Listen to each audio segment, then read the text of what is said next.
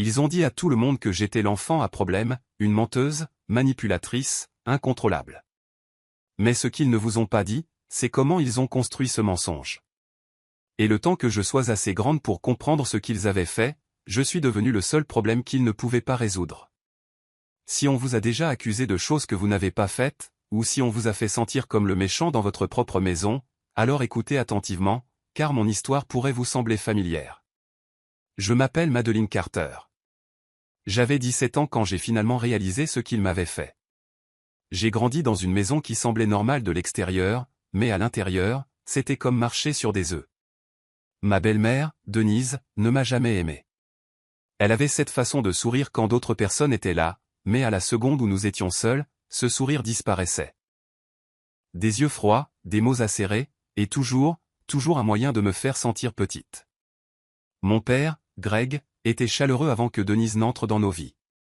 Après qu'elle l'ait épousé, il a changé. Il a commencé à me regarder comme si j'étais un problème à régler. Il ne criait jamais. Il a juste arrêté de me défendre. Denise avait 2 enfants à elle, Aaron et Travis. C'étaient les enfants modèles. Des notes parfaites. Des manières parfaites. Toujours louées. Et d'une manière ou d'une autre, j'étais toujours celle qu'on blâmait quand les choses tournaient mal. Quand une lampe s'est cassée dans le salon, c'était de ma faute, même si je n'étais même pas à la maison. Quand de l'argent a disparu du portefeuille de mon père, Denise a dit qu'elle m'avait vu près de son bureau. Quand Aaron s'est fait prendre avec des notes sur son téléphone pendant un quiz, elle a pleuré et a dit que je les lui avais données. Ils l'ont cru. Bien sûr qu'ils l'ont fait. J'ai essayé de m'exprimer. J'ai essayé d'expliquer. Mais chaque fois que j'ouvrais la bouche, Denise déformait mes paroles. Elle penchait la tête, faisait semblant d'être inquiète, et disait des choses comme « Tu vois ? C'est ce que je veux dire. » Elle est toujours en train de se défiler. Toujours en train de mentir. Il n'a pas fallu longtemps pour que mon père commence à m'envoyer chez le conseiller d'orientation de l'école. Juste quelqu'un à qui parler, disait-il. Tu as eu un comportement difficile dernièrement. Je n'avais rien fait de tel. J'essayais juste de survivre. Je me suis assise dans le bureau de ce conseiller semaine après semaine, essayant d'expliquer ce qui se passait vraiment à la maison. Mais même là, je sentais qu'ils ne me croyaient pas entièrement. Ils avaient déjà entendu la version de Denise. Elle avait déjà planté les graines. Maddie a des problèmes avec l'honnêteté, avait-elle dit. Elle essaie toujours d'attirer l'attention. J'étais piégé dans une maison où la vérité n'avait pas d'importance. Où personne ne voulait me voir clairement. Où j'étais l'enfant à problème. Parce que c'est le rôle qu'il m'avait donné. Mais ce qu'il n'avait pas réalisé, c'est que j'observais. Et j'apprenais. C'est arrivé un mercredi. Je suis entré à l'école comme n'importe quel autre jour, espérant rester invisible. Mais à la 3e heure, mon nom a été appelé à l'interphone. J'étais attendu dans le bureau du directeur. Mon estomac s'est noué. Quand je suis arrivé, ils ont dit qu'ils avaient des preuves. J'avais triché à l'examen de biologie. Une copie des réponses avait été trouvée dans mon casier, imprimée, surlignée et glissée entre mes cahiers. Je ne l'avais jamais vue de ma vie. Je leur ai dit que ce n'était pas à moi. Je les ai suppliés de me croire. Mais ils n'ont pas écouté. Erin avait déjà fait sa déposition. J'ai vu Maddie imprimer les réponses à la bibliothèque la semaine dernière, avait-elle dit. Elle avait même pleuré. Je savais ce qu'elle faisait. Elle voulait me détruire. Et elle l'a fait avec le sourire. L'école m'a suspendu pendant 5 jours et a convoqué mes parents. Denise est arrivée, jouant la surprise et le cœur brisé. Greg avait l'air déçu, comme si je lui avais finalement donné raison. Denise posa une main douce sur son bras et dit, « Je pense qu'il est temps que nous envisagions une aide réelle. » Elle, aide réelle, s'est avérée être un camp. Je n'ai même pas eu le temps de faire mes valises correctement. Une semaine plus tard, j'étais parti, poussé dans une camionnette avec 2 autres enfants et conduite à des heures de route. Mais avant de partir, quelque chose s'est produit. Tard dans la nuit, je suis allé à la cuisine pour prendre de l'eau. Denise était dans le salon, parlant fort au téléphone. Elle ne savait pas que j'étais là. Elle est enfin sortie de la maison, rit-elle. Greg pense vraiment qu'elle a besoin d'aide. Tu te rends compte? Je te l'avais dit, pousse cette petite psychopathe assez loin, et elle craque. Elle est tombée droit dans le panneau. Je suis resté figé dans le couloir, le cœur battant la chamade. Elle m'avait piégé, et elle en était fière. Le camp était pire que ce à quoi je m'attendais. Des lits froids, des règles strictes, une surveillance constante. La plupart des enfants restaient entre eux ou formaient des clans. Je n'ai parlé à personne la première semaine. Puis j'ai rencontré Jules. Elle n'était pas comme les autres. Jules était intelligente, trop intelligente pour cet endroit. Elle avait été envoyée là pour quelque chose qu'elle n'avait pas fait non plus. Nous nous sommes liés lors de conversations nocturnes et de collations volées. Elle a écouté mon histoire et a hoché la tête comme si elle comprenait. « Tu n'es pas folle », m'a-t-elle dit un soir. « Ils veulent juste que tu le crois. » Jules m'a appris des choses. Comment faire profil bas, comment repérer les menteurs, comment mémoriser des conversations mot pour mot. « Ne te contente pas de survivre, m'a dit, disait-elle. Souviens-toi de tout. Utilise-le plus tard. C'est ce que j'ai fait. Chaque détail, chaque mensonge, chaque moment tordu. J'ai commencé à tout noter dans un petit carnet que je cachais sous mon matelas. Des noms, des dates, des mots qui m'avaient marqué. Je ne savais pas encore ce que j'en ferais, mais pour la première fois depuis longtemps, j'avais l'impression d'avoir quelque chose qu'ils ne pourraient pas m'enlever. Ils m'avaient envoyé au camp pour me réparer, mais tout ce qu'ils ont fait, c'est allumer un feu. 6 mois plus tard, je suis rentré à la maison. La maison semblait la même, mais rien n'était pareil, pas pour moi. Je n'ai pas pleuré. Je n'ai pas crié. J'ai simplement franchi la porte d'entrée, silencieuse et calme. Denise m'a fait une étreinte rigide, faisant semblant de s'être ennuyée de moi. Greg se tenait derrière elle, l'air incertain, comme s'il ne savait plus quoi me dire. Je sentais qu'il m'observait attentivement, comme si j'étais un animal sauvage qui pourrait encore attaquer, mais je ne l'ai pas fait. J'ai souri, hoché la tête et dit « merci » quand ils ont dit qu'ils espéraient que le camp m'avait aidé. J'ai agi comme si j'étais différente. À certains égards, je l'étais. J'en avais fini d'essayer de convaincre qui que ce soit de la vérité. Cette partie de moi était morte. Ce qui l'avait remplacé était plus silencieux, plus affûté et froid. Je suis retourné à l'école, j'ai fait profil bas et j'ai commencé à tout observer. J'avais appris de Jules. Ne jamais montrer son jeu trop tôt. Prétendre. Collecter. Se souvenir. À la maison, Denise a essayé de refaire les mêmes coups qu'avant, des pics subtils, me blâmer pour des choses, chuchoter derrière des portes closes, mais je n'ai pas riposté. J'ai juste regardé et écouté.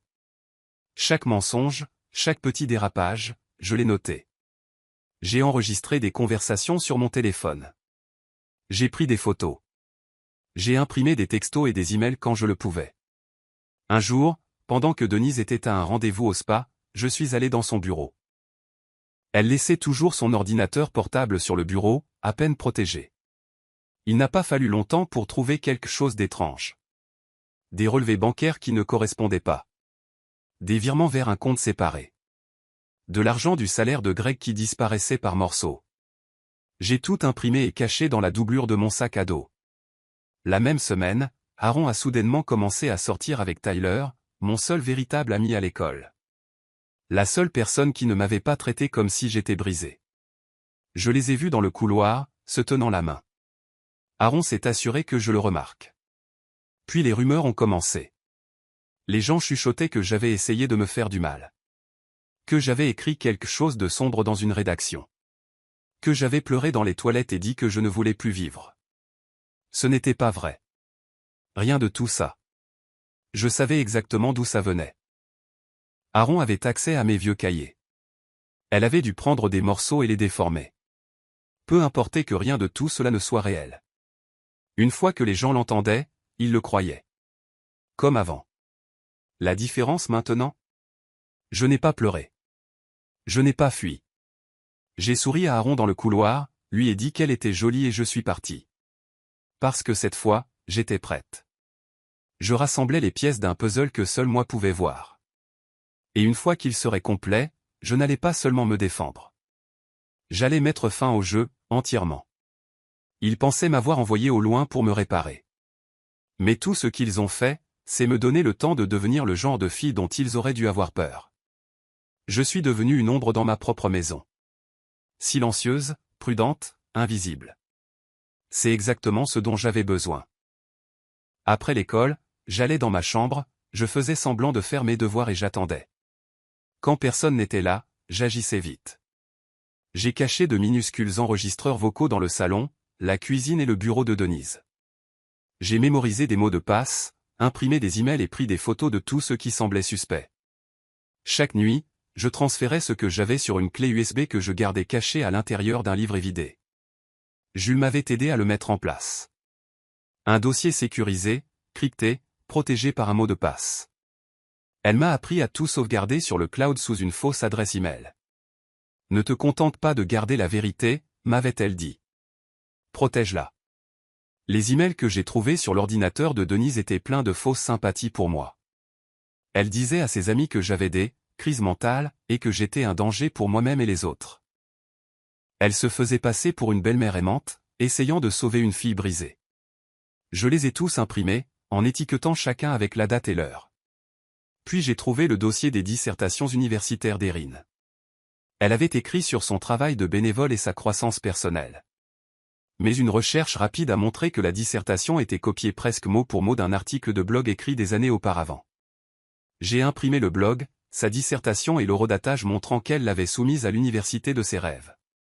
Une autre pièce du puzzle. Pourtant, quelque chose me dérangeait. J'avais un sentiment que je ne pouvais pas ignorer, comme si la cruauté de Denise n'était pas seulement personnelle. Elle semblait pratiquer. Alors, j'ai creusé plus profondément. Un soir, j'ai trouvé une pile de vieux papiers dans une boîte poussiéreuse dans le garage. Entre les dossiers fiscaux de Greg se trouvait un certificat de mariage que je n'avais jamais vu. Denise avait été mariée une fois avant Greg, à un homme nommé Alan Whitmore. À côté, j'ai trouvé un mince article découpé d'un journal local. Le titre me glaça le sang, la belle-fille d'une femme de la région portée disparue, l'affaire reste non résolue. Le nom de la fille était Nathalie Whitmore. Elle avait 16 ans. Vue pour la dernière fois en sortant de l'école.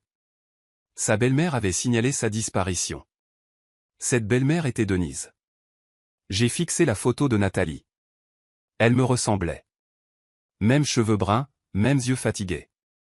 J'ai parcouru chaque mot de l'article. Pas de suspect. Pas de piste. Juste une affaire classée, tranquillement oubliée. Un frisson m'a parcouru. Mon estomac s'est retourné. Était-ce pour ça que Denise était si douée pour mentir?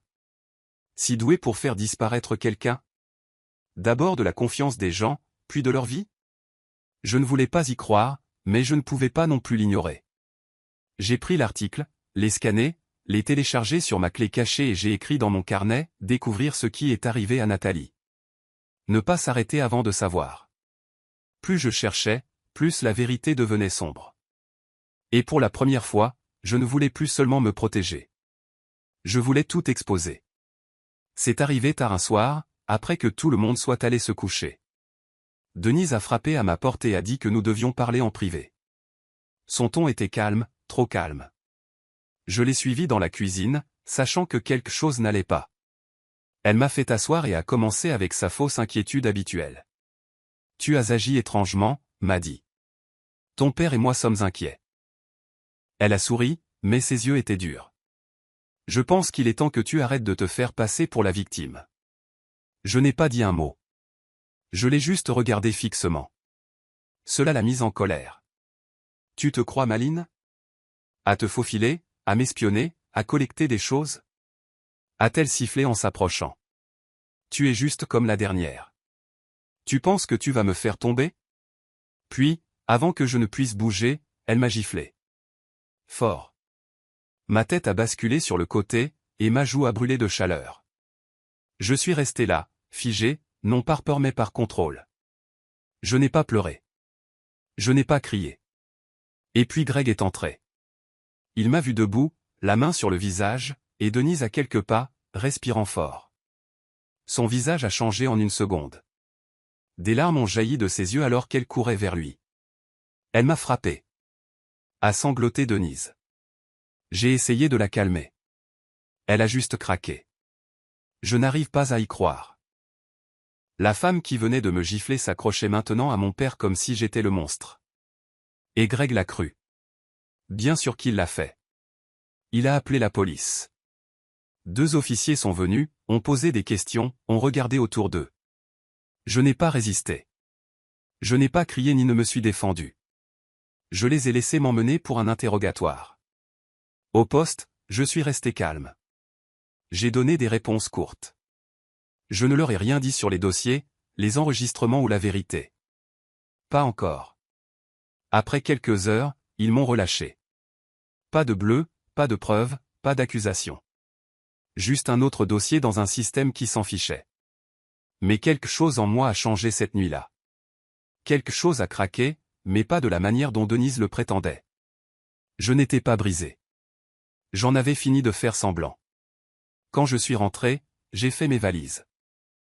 J'ai dit à Greg que je voulais changer d'école, pour une école alternative à proximité qui se concentrait sur le soutien émotionnel des élèves. Il a accepté. Il a probablement pensé que c'était un progrès. J'ai cessé de leur parler. Je mangeais en silence. Je me déplaçais comme un fantôme dans la maison. Ils pensaient m'avoir réduite au silence. Ce qu'ils ne savaient pas, c'est que j'avais déjà tout ce dont j'avais besoin. La vérité. Les dossiers. Les secrets. Et maintenant, j'avais une raison de les utiliser. Cette nuit-là dans la cuisine, quand Denise m'a frappé, elle n'essayait pas de me faire peur. Elle m'a donné la permission. Fini d'observer. Fini d'attendre. Il était temps de tout faire brûler. Je n'ai pas frappé avec le feu. J'ai frappé avec le silence. La première chose que j'ai faite a été de poster une épaisse enveloppe au service financier de l'entreprise de Greg. À l'intérieur se trouvaient des copies imprimées de mai, de virements bancaires et de relevés financiers. La preuve que Denise détournait discrètement son argent vers un compte séparé depuis des années. Je me suis assuré qu'il n'y avait ni empreinte digitale, ni écriture manuscrite, ni aucune trace.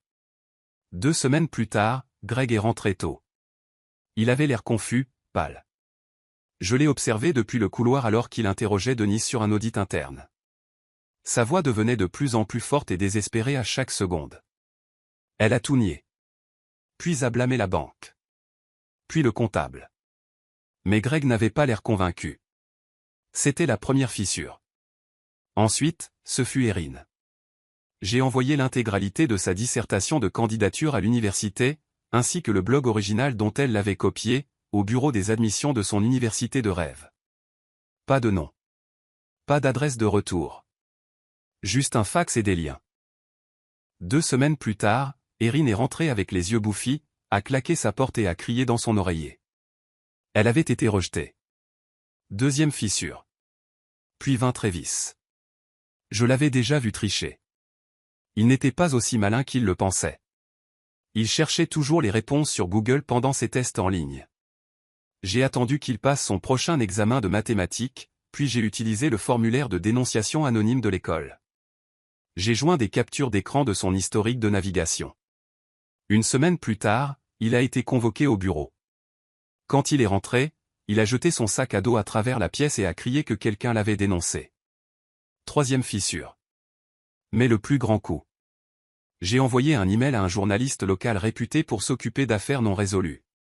Le message était simple, enquêter sur la disparition de Nathalie Whitmore. Sa belle-mère s'appelait Denise. Elle vit ici maintenant. En pièce jointe, une copie scannée de l'article que j'avais trouvé dans le garage. Je n'ai pas inclus mon nom. Je n'en avais pas besoin. Le journaliste a répondu « Merci. Nous ouvrons un dossier ». J'ai observé Denise attentivement dans les jours qui ont suivi. Elle faisait les 100 pas plus souvent. Relevait le courrier 3 fois par jour. S'énervait contre tout le monde. La pression la gagnait. Greg était devenu distant. Il ne souriait plus en sa présence. Il posait plus de questions.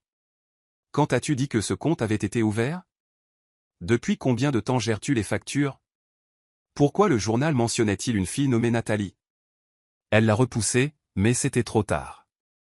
La graine avait été plantée. La nuit, je m'asseyais dans ma chambre et j'écoutais à travers les murs. Des disputes qui commençaient en chuchotement et se terminaient par des portes qui claquaient. Le contrôle de Denise lui échappait, et elle le savait. Et personne ne savait encore que c'était moi. Pas Aaron. Pas Travis. Pas même Greg. J'étais juste la fille silencieuse qui faisait profil bas. Mais derrière le silence, c'est moi qui tirais toutes les ficelles. Ils avaient fait de moi l'enfant à problème. Maintenant, j'étais leur plus gros problème, et je ne faisais que commencer. Tout a commencé un matin au petit déjeuner. Greg était inhabituellement silencieux, fixant simplement son café. Denise était assise en face de lui, divagant sur le goût étrange du lait. Aaron faisait défiler son téléphone. Travis était à moitié endormi. Personne ne me remarqua à table. Comme toujours. Puis Greg posa sa tasse et dit, « Denise, il faut qu'on parle. » Maintenant. Elle leva les yeux, surprise. De quoi? Il brandit un dossier. Un de ceux que j'avais envoyé anonymement à son travail. À propos du compte dont tu ne m'as jamais parlé. Celui où il manque des milliers de dollars de nos économies. La pièce se figea. Denise laissa échapper un petit rire. Oh, ça? Greg, j'ai déjà expliqué. C'est un compte de secours. Juste au cas où. Greg fronça les sourcils. Depuis quand? Et pourquoi y vires-tu de l'argent chaque semaine? Elle cligna des yeux, pencha la tête, et sa voix s'adoucit comme du miel. Je pensais qu'on en avait parlé. Tu as dû oublier. Manipulation psychologique. Du Denise tout craché. Mais cette fois, Greg ne céda pas, je n'ai pas oublié. Tu ne m'as jamais rien dit. Et le service financier fait un audit. Ils veulent des réponses. Puis, comme par hasard, Denise se tourna vers son excuse favorite. Moi. Je sais ce que c'est, dit-elle froidement. C'est Maddy. Elle m'a toujours détesté. Elle a dû entrer dans mes emails, falsifier des documents. Dieu sait quoi d'autre. Je restais silencieuse, mâchant mon toast. Sans même lever les yeux. Je n'avais pas besoin de dire un mot. Greg ne répondit pas tout de suite. Puis il dit doucement, pourquoi Maddy fouillerait-elle tes relevés bancaires à moins de penser que quelque chose n'allait pas? Le sourire de Denise disparut. Plus tard cet après-midi-là, le vrai coup est arrivé. Un appel téléphonique d'un détective. Je l'ai observé depuis l'escalier alors que Greg le prenait dans le couloir. Il a fait les 100 pas pendant près de 10 minutes, disant des choses comme « Je ne savais pas qu'elle était mariée avant ». Et, disparu? Depuis combien de temps? Il a raccroché, l'air secoué. Je suis retourné dans ma chambre avant qu'il ne remarque que j'avais écouté. Les fissures étaient maintenant de véritables fractures. Erin est rentrée ce jour-là avec une lettre de refus de l'université de ses rêves. Elle a crié sur son téléphone, disant que ça devait être une erreur. J'écoutais depuis l'autre pièce, sachant exactement ce qui s'était passé. Quelques jours plus tard, Travis est rentré de l'école en trombe. Ils m'ont mis en probation, a-t-il crié. Ils pensent que j'ai triché. Quelqu'un m'a dénoncé. Denise a essayé de le calmer, mais il l'a bousculé et a claqué la porte. Un par un, les masques tombaient. Les enfants modèles étaient ternis. La famille parfaite s'effondrait sous son propre poids. Et moi? Je restais silencieuse. Je faisais mes devoirs. Je mangeais mon dîner. Je nettoyais après moi. Je n'élevais jamais la voix. Ils ne savaient pas que j'étais derrière tout ça. J'étais juste l'enfant à problème, assise en arrière-plan, oublié. Mais maintenant, c'était eux qui s'effondraient. Tandis que je regardais tout brûler depuis l'ombre. Exactement comme prévu. C'est arrivé un jeudi matin. Des gyrophares bleus et rouges illuminaient le devant de la maison. 2 détectives en civil ont frappé à la porte, et avant que quiconque ne puisse comprendre ce qui se passait, Denise était emmenée menottée. Denise Carter, vous êtes en état d'arrestation pour détournement de fonds et fraude financière, a dit l'un d'eux. Assez fort pour que les voisins entendent. Aaron resta figé sur le seuil. Travis se cacha à l'étage. Greg suivait derrière, abasourdi. J'observais depuis la fenêtre de ma chambre, en sirotant mon thé.